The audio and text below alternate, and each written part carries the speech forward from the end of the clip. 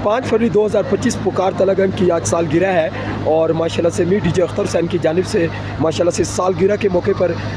एक तो बर्फ़बारी का सिलसिला जारी है और साथ में जितने भी पुकार तलागंग के व्यूवर्स हैं, पुकार तलागंग के फॉलोअर्स हैं, आप तमाम को मलका कोसार मरी नथिया गली के रियाद अयूबिया ठंडियानी की बर्फ़बारी और साथ में बर्थडे की जो खूबसूरती है वो आपको बहुत बहुत मुबारक हो। ज़िया कादरी साहब आपको भी बहुत मुबारक हो। माशाल्लाह से आज बर्थडे है आपके चैनल की, लेकिन उसके साथ चैनल के साथ साथ अल्लाह पाक की जो रहमत है वो भी बाखूबी तरीके से बरस रही है। और यहाँ से आप देख सकते हैं कि इस वक्त वाइट जो ब्यूटी है नथिया गली की वो आप पुकार तलागंग के संग एंजॉय करें।